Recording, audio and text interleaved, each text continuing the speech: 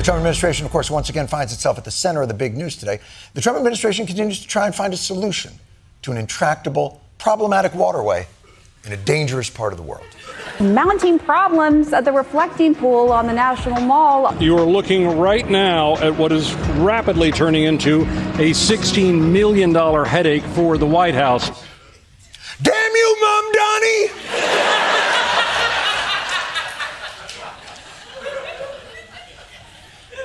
What hath socialism wrought to our beloved symbol of national ankle-deep wading? Pieces of that new coating began peeling off. Phosphate levels far higher than what is recommended. A significant algae bloom has turned the water into a sea of green. That is really f***ing green. I didn't realize, that shit's neon. Did they replace the water with Mountain Dew? What is... I mean, didn't they just have a pool company come in and fix it? How did it get so green? One of those companies, Green Water Services.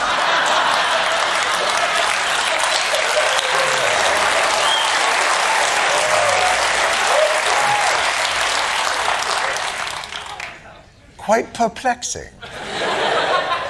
How did it get so green? I kid, of course. It's not about the name. I'm sure Green Water Services, a very reputable company that fairly won the reflecting pool contract because of their expertise and track record. The administration paid a company to do the work in a no-bid contract. The company's owned by a trust run by Republican donor John Cafaro.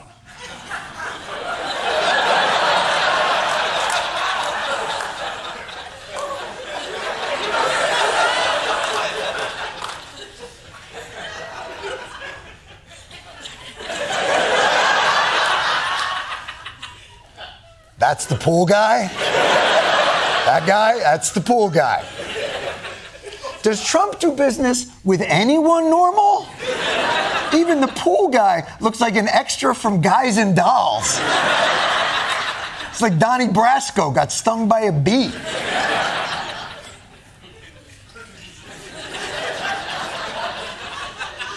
I'm sorry, to be fair, that's probably an old picture from like the 80s when Gomez Adams was the rage. Do we have a recent picture of this guy that we can... Are you kidding me? This is entrapment. Who is this guy? He's a Mar-a-Lago neighbor and has given more than $300,000 to the political committees tied to the president. Back in 2001, Cafaro pled guilty to conspiracy to bribe then Congressman James Traficant Jr. Pool guy? The pool guy bribed the congressman and now he gets the pool That tracks. What do I do? Let's just say I'm in the chlorine management business. Well, if you're like me, when you first heard that the reflecting pool had algae, you probably thought to yourself, well, I hope the president of the United States is personally involved with overseeing this. President Trump says he personally inspected the site. Oh, good. That's good. I'm glad. I believe he posted a picture of that excursion. Oh, there you go.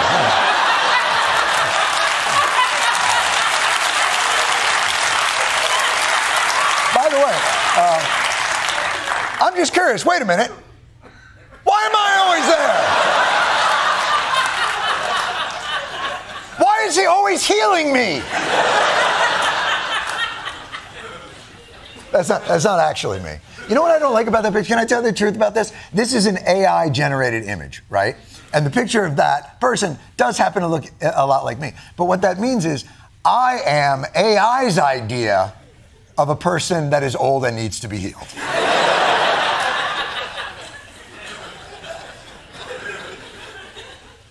But hold on, if Donald Trump is personally overseeing the pH balance of Abe Lincoln's kiddie pool, who is handling the high-stakes, incredibly fragile Iranian truce negotiations? Hey, guys. No! We should have sent Cigar Face! Cigar Face would have taken care of this. Unless you want your whole country to have green water. All right, look. I will give J.D. Vance a chance. These are the kind of negotiations that will require steely-eyed focus on the American side, and I'll bet J.D. Vance has just the right touch of gravitas and tact. I have joked that I have two very, very important people in my life, an Indian and a Pakistani. The Indian is my wife, and the Pakistani is Field Marshal Munir.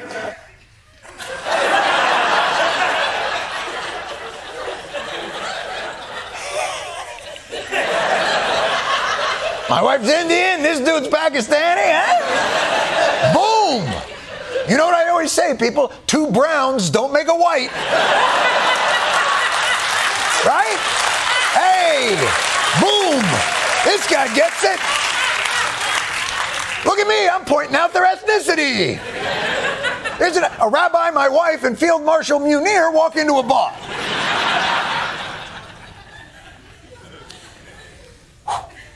It's a risky move on Trump's part, given that the first time he sent J.D. Vance overseas, J.D. Vance killed Pope Francis. So,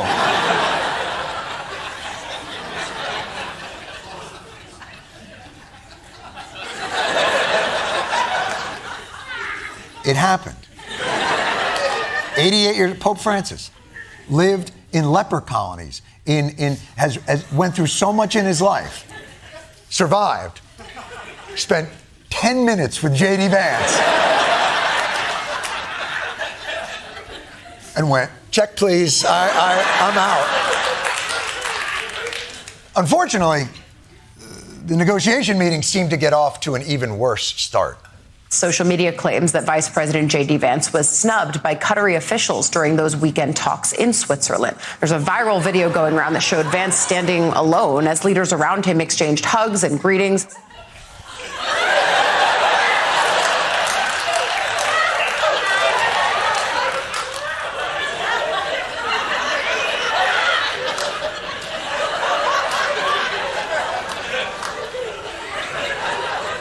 Well, that is awkward. J.D. Vance really answers the question, what if a middle school dance were a person? My mom's coming soon, I'm gonna get out of here. But things just went from bad to wallflower, with Vance getting more and more exasperated as the mean girls just couldn't see that he has a lot to offer too. And why would they possibly be so mad? Wait a second. You know what? I actually think this might not have been a diplomatic snub. This might have been the result of a health code violation. Can we take a quick look at the footage again? There's J.D. Vance. Oh, he went for the pick! He went for the pick! Oh, no, he went for the chair! Oh, no! He went for the pick and wipe! That's why, the pick and wipe! Classic diplomatic faux pas. The pick and wipe. It's second only to the men's room pee and peek, which, as many of you know, started the Franco-Prussian War.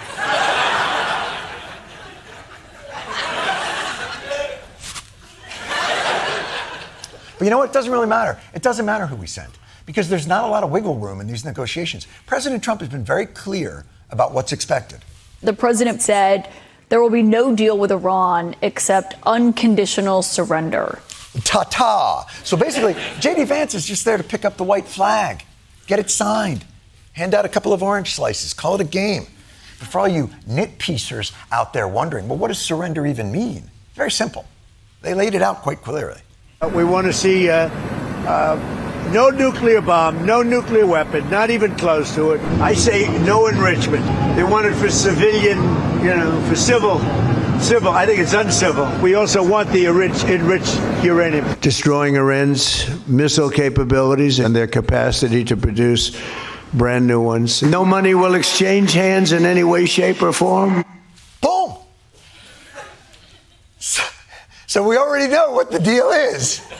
So why don't we go through the deal point by point? Probably isn't going to take much time at all. Pretty simple. Number one, they have to give us all their valuable nuclear material. It's actually not valuable, not a lot of value, but we'd like to get it psychologically, but nobody's touching it. Oh, okay, yeah. So we're not actually going to get it, but at least they can't touch it. I mean, they can look at it. Looking's not cheating, you know what I mean? As long as Iran doesn't use it for enrichment, for military or civilian use, that's where we actually are drawing the line. Right, Mr. Trump? Well, it is a little hard, though, when you say that somebody wants it, other people have it, other adjoining states have it, and you're not letting them have it for purposes of electricity and things like that. It's always a little tough. You have to use a little common sense. You're the no-nuclear guy. You're the one who said it. Now suddenly, enrich a little bit. I mean, we all enrich nuclear material at some point. You know what I'm saying? The point is, we don't have to be such hard asses about the nuclear. Because really, the main reason we went there was the ballistic missile program. That's why we're there, and we are definitely not budging on that. The conventional ballistic missiles, which we'll be talking about, and support. I mean, they have to have some because other people have some. They got to have some. Sir, you shouldn't let them have any missile. I said, well, what am I going to do? Am I going to let Saudi Arabia have missiles, but they can't have them? Yes, sir. It doesn't work that way, It doesn't work that way.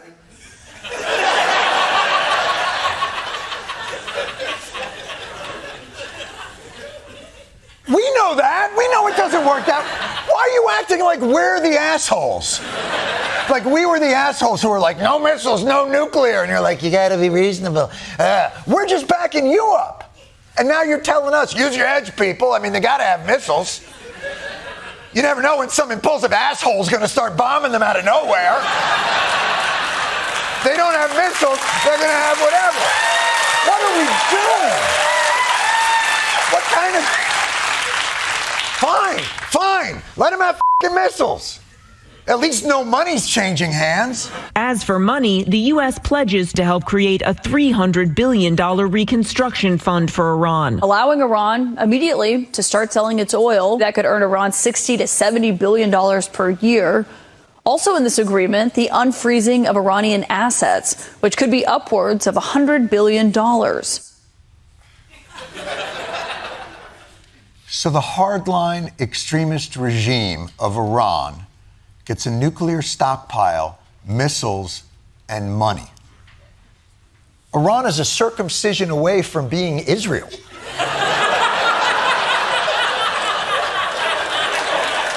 Now, wait,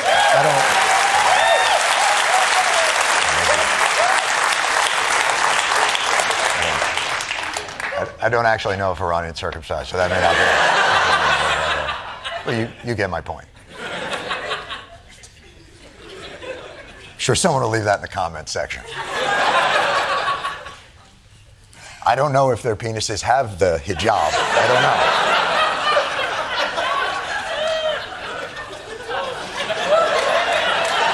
don't know. Maybe they just have where you just see the penis's eyes.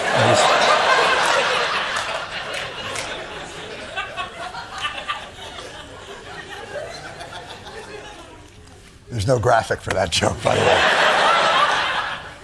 Look, if this is what we're giving the Iranians, I don't understand why the Iranians are snubbing J.D. Vance. They should be kissing his booger-laden ring. I mean, what does America get for all these concessions? Yesterday was a very, very good day. We made a lot of good progress. Oh, yeah. Go get him, Joan Didion Vance. What kind of project? Go get him, old Mountain Dew Vance. I knew you'd come through. What did we get? The Iranians have agreed to invite IAEA inspectors back into their country. That is a major milestone for the American people. Oh, yeah, that's a big milestone. We haven't had nuclear inspectors in Iran since, when you started bombing them last year. The Iran inspectors went in there after the JCPOA that Obama negotiated, and they only left when we attacked Iran. So just out of curiosity, why did we tear up the Obama deal with Iran again? That horrible Iran nuclear deal, that horrible, stupid deal. The stupidity of that deal, where we give $150 billion, we get nothing. The deal allowed Iran to continue enriching uranium. It also fails to address the regime's development of ballistic missiles. Who would make a deal so stupid as that? The dumbest deal I've ever seen, the worst deal ever negotiated of any kind.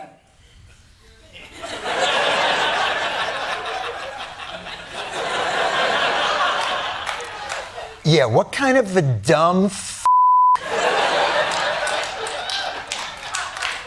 You know, at the time, it's so crazy. I guess the theory is, why trade smaller concessions with Iran for peace when we could instead lose a war with them and make bigger concessions? Well, I hope you learned your lesson, Iran. There's plenty more concessions where that came from. You mouth off again, and you're getting Greenland. All right, but that's fine. Let's just make the best of it. JD, can you at least tell us the nuclear inspectors will be starting right away to secure the uranium? In terms of when the nuclear inspectors are going to start, it's funny, we were trying to call some of the inspectors last night around 2 in the morning. As you can expect, not many people were answering their phone at 2 in the morning.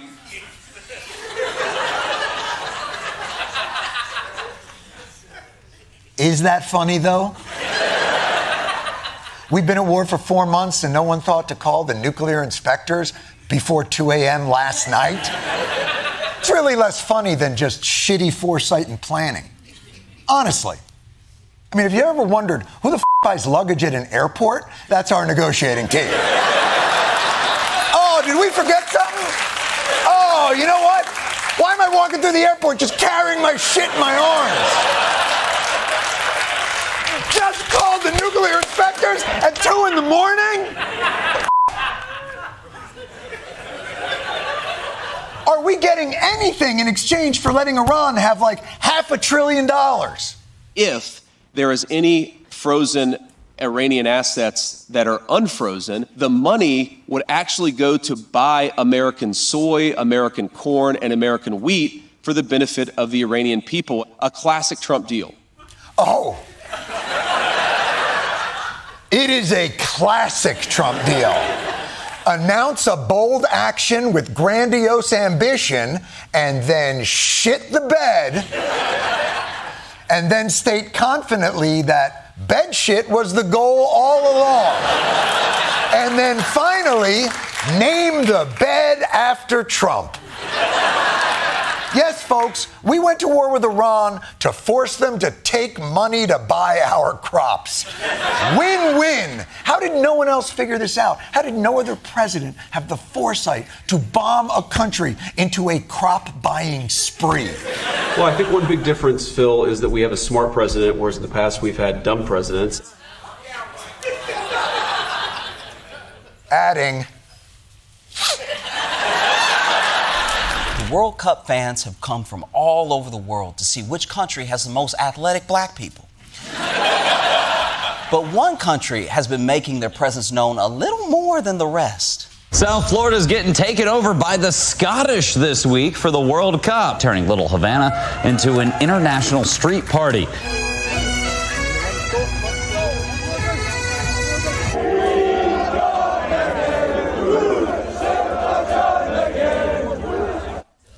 This is so fun. Also, I'm just happy to see an all-white parade where they're not chanting about the Jews. I'm not sure about the bagpipes, though. You know the Loch Ness Monster is back in Scotland right now. Like, finally, I can get some sleep. The only reason I'm so elusive is because I don't want to hear those damn bagpipes. But let's get to the big story. It has now been 10 weeks since the start of the war that has come to define Donald Trump's second term. So let's get right into our continuing coverage of the Washington, D.C. reflecting pool.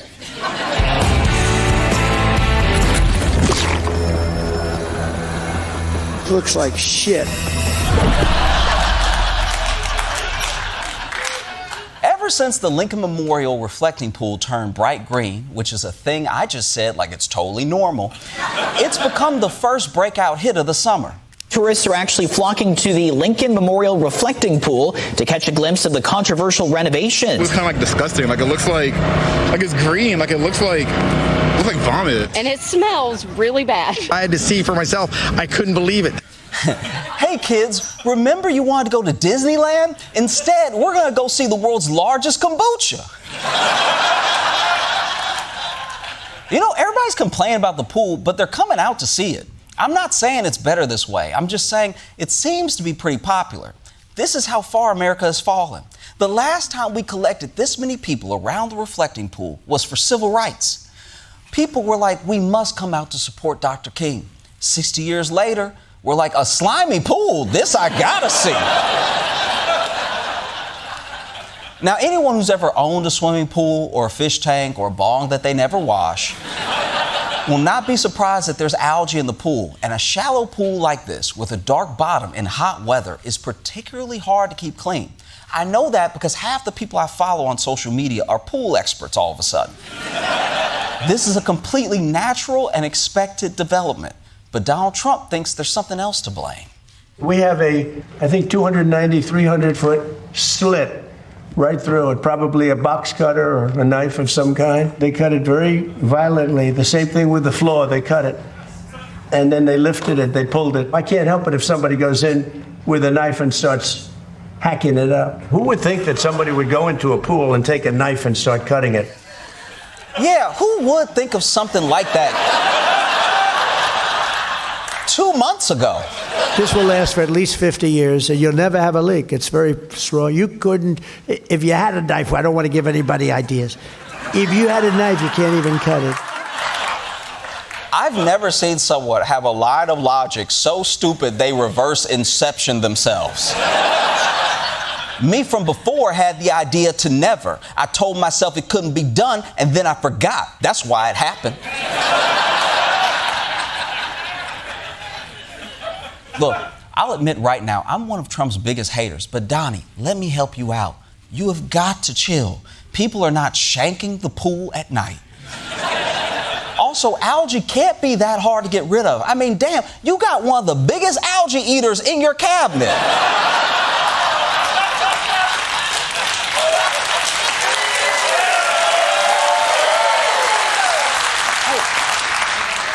Send him down to the pool. He'll be like, looks like soup. Broccoli cheddar. The point is, don't go around escalating the situation. This morning, the National Guard and Park Police patrolling the reflecting pool on the National Mall. There are cameras stationed every 50 yards or so. The president had Marine One do a flyover around the reflecting pool. According to the White House, 17 police reports have been filed for vandalism, leading to 6 arrests. Dang, you treating the reflecting pool like Epstein drowned in it. Just imagine what Iran must be thinking right now. They turn on the TV like, where are the Americans plotting to send their force? Damn. Are they even thinking about us? And I get Trump's disappointed because according to him, this was going to be the best pool in the history of water. President Obama, President Biden spent much more than $100 million on the reflecting lake. You know what they got out of it? A closed lake. I'm doing the super job, and it's going to be much better. It's going to be something very special. It'll be, I think, very reflective, very, very good. It's like a piece of glass. Beautiful color, beautiful everything. You could never get anything like that. It's going to look better than it did in 1922 when it was built. The Lincoln Memorial, look at that. Beautiful. Look at how that reflects. It's like a mirror. See, that's your problem right there. You talked it up so much, you jinxed it. Now I want to let him build the ballroom, just see how bad it turns out. I bet it disintegrates at the first cha-cha slide. The lesson here is, Trump, you gotta wait until after you do something to flex. If you had never made a big deal out of the pool, no one would have noticed. I mean, RFK would still be down there because to him, that's yummy. But Trump basically shot a buzzer-beating, game-winning shot, turned around and threw his hands up in the air to celebrate, and then instead of going in, it missed and killed a baby duckling. Now you got people across the country coming over to gawk at the fact that you turned the reflecting pool into a Kool-Aid bucket. And all your supporters in the media who should be defending your Iran disaster or your economic disaster have to defend this disaster. I think this is Trump derangement syndrome at its finest. The far left will never get behind or celebrate anything that Donald Trump does. Newsflash. Algae grows in stagnant water. President Trump is trying to make D.C. nicer. Because guess what? Presidents should care about beauty. Only the Democrats could hate beautifying our nation's capital. They are rooting for his failure, and in this case, they're even rooting for algae.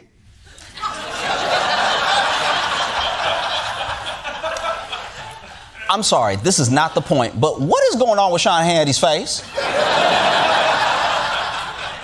I mean, I have never seen white cheeks that big that haven't been rapped about.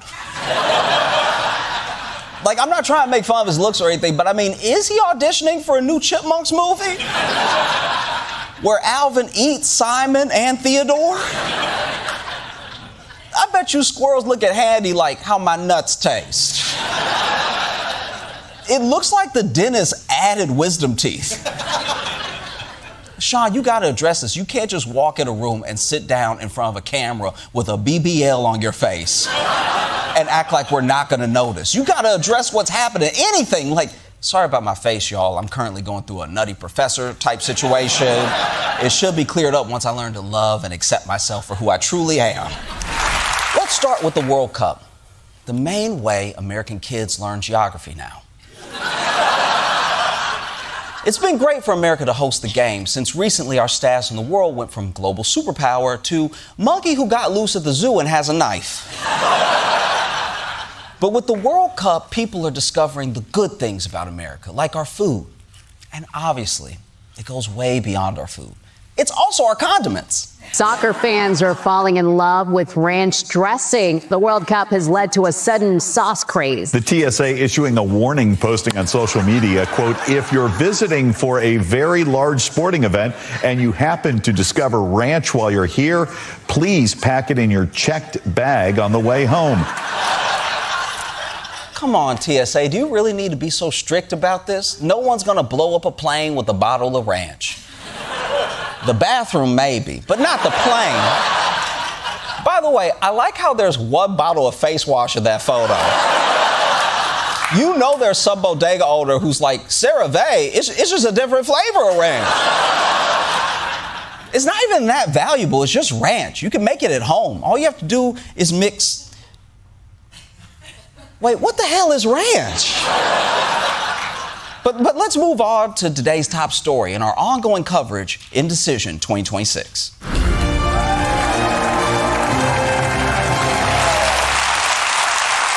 Last night was election night in America. Again. So if you were in a middle school gymnasium yesterday, hopefully that's the reason why. And while every election has its winners and losers, there was one guy who came out on top last night who wasn't even on the ballot. Democratic Socialist Mayor Zohran Mamdani winning records this morning, 3 endorsements and 3 victories. The progressive candidates he backed won their House primary races. The king of New York City politics right now is Mayor Mamdani. He's the kingmaker and he's in charge. A socialist making kings? That's crazy. That's like if a capitalist made a hospital everybody could afford. But all right, Mamdani, all your candidates won last night, so take the victory lap. Preach to the people. We are showing there is a new path for politics in our city and in our country.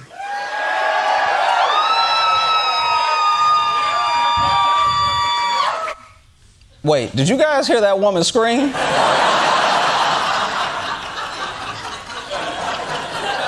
Can we play that again?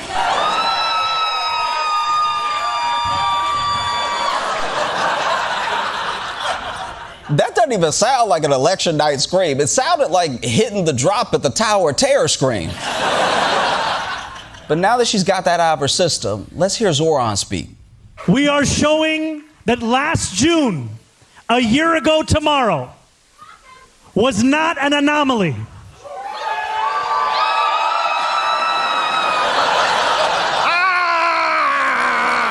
I'm still being murdered, but that's great about the win, though. Now, obviously, Republicans are mad about Mamdani's win, but it also pissed off the Democratic establishment, which is pretty insane because they're in your party. And Zohran, you need to watch out because you know what happens when establishment Dems are mad at you. You get away with whatever you want. But there was one person who was willing to give Zohran his props and said, game recognized game. President Trump posted this on Truth Social. Mayor Mamdani pulled through 3 solid communists and has received loud and universal applause from the fake news media. Congratulations, Mr. Mayor. I went 16-0 last night, helping to elect wonderful American patriots, and the media doesn't say a word. Over the past 2 years, he says my endorsement has netted 259 primary wins, almost no losses, 0 media attention, fake news. Trump sounds like someone at a birthday party trying to remind people it's also his birthday. He's just walking up like, hey, happy birthday, Margaret. Looks like we're both Geminis, huh? And yeah, technically, I've been having this birthday longer, so you kind of stole it from me, But nobody talks about that. And I feel for Donald Trump because he is not wrong about his endorsement clout. In fact, another one of his congressional candidates won a surprise victory last night in upstate New York. Thank you, President Trump. Yes. Businessman and Sticker Mule CEO Anthony Constantino riding a President Donald Trump endorsement to victory. Okay, Sticker CEO doesn't sound like a real job. Like if you went on a date and someone said, I'm the president of bouncy balls, you'd be like, okay, sounds like we're splitting it. Got it. But who is this guy? I'm endorsed by President Trump because I fought for him. I want to detransition America. I don't like the transgender scam at all. Just like I don't like the solar scam. I hate seeing these solar panels all over our farmland in upstate New York. It bothers me because they're ugly as hell. Wow. It's like my uncle's Facebook came to life. But don't let all the things that Constantino hates fool you. One thing I know about him is that he likes being funny and having fun. I know this because he told us. I like being funny. I like making people laugh. I like having fun. If you're not having fun in life, what else matters? Why does he look... Why does he look like he's about to read off what my grandma left me at her will? Like, I like being funny, but today's not about me. It's about Eunice Marie Johnson, a wonderful lady. Like the words he's saying are, I like to have fun, but the tone is saying, I hit a cat with my car and felt nothing. But here's the other reason I know he's a fun guy. Constantino recorded a hip-hop album titled Thank You, President Trump. I made a 10-song patriotic album to persuade all Americans to be more patriotic and to see the world as we see it, using the power of music. Trump, Trump, Trump, Trump, Trump, Trump, Trump. Everywhere I go, they love Donald, Donald Trump. Down in Mexico, they love Donald, Donald Trump.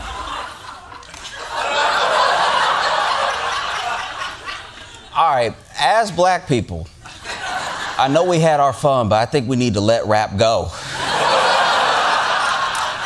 It's over now. We lost it. Don't get it wrong, though. Constantino doesn't only rap about how great Donald Trump is, he also raps about how terrible Trump's nemesis is. You dummies let a terrorist run for office in New York City. This Zohran Mamdani, he ain't even from here. He's still a citizen in Uganda, one of the worst, most vile countries on the planet. Whatever happened to never forget. Okay. This guy's got it. And by it, I mean a learning disability.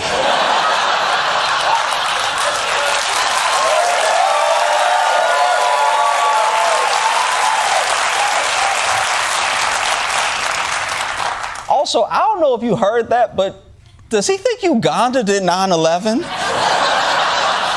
Uganda barely got 7/11.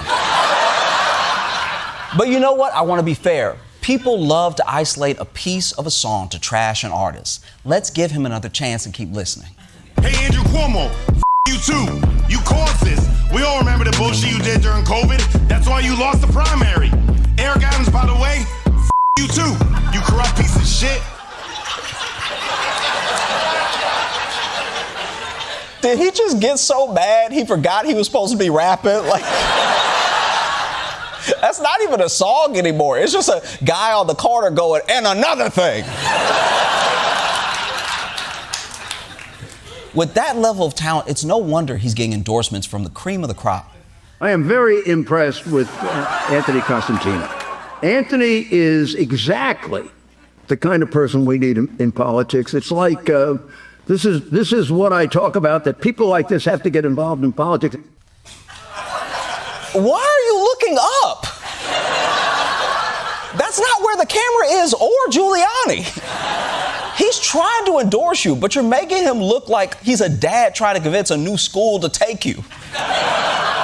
Like, no, you don't understand. He's a good boy, all right? He doesn't do well in class, but he makes the kids laugh. He didn't mean to hurt that girl. He had just never seen curly hair before.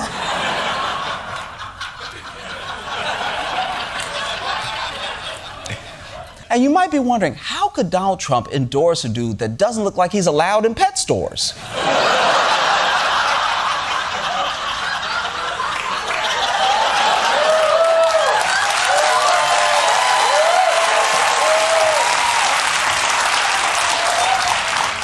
But this guy isn't anywhere near as bad as some of Trump's other endorsements. Just look at Texas Senate nominee Ken Paxton.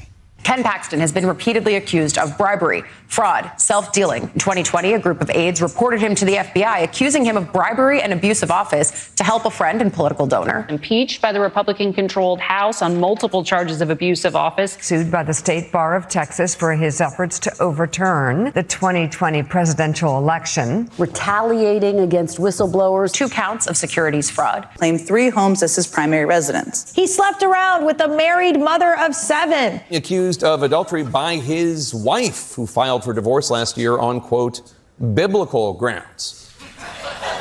Biblical grounds? I've never heard that before. Imagine showing up to your divorce with a Bible going, he committed all the sins.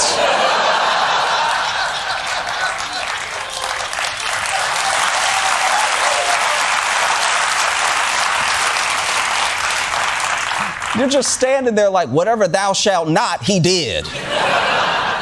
This guy is garbage. So what is it about him that Trump likes? Tell you what, I love President Trump. Every time I'm around him, it's infectious. That's a weird way to describe your relationship. Did you cheat on your wife with Trump? But I guess that's what matters to Trump. He doesn't care about competence. He just wants loyalty. That's why he endorsed Ken Paxton over John Cornyn, and it's why he endorsed Ed Gowrine over Thomas Massie, even though Massie was more MAGA than Trump. But Thomas Massie told Trump he's not going to blow him to get elected, while Ken Paxton told Trump, watch me suck this peanut butter through a straw and see what I can do for you. And it's chunky.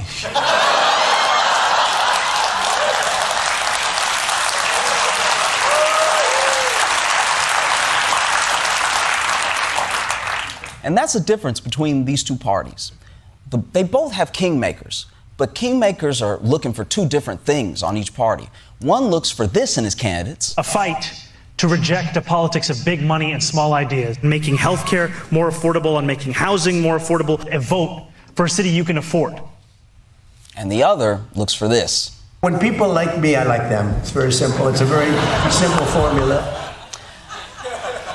That's not really a formula. I mean, I guess it's a formula this guy could understand. Whatever you think about Trump or Mamdani, it's very clear that they are controlling the vibe of their party. And voters are eager to see, come November, which base is going to sound like this.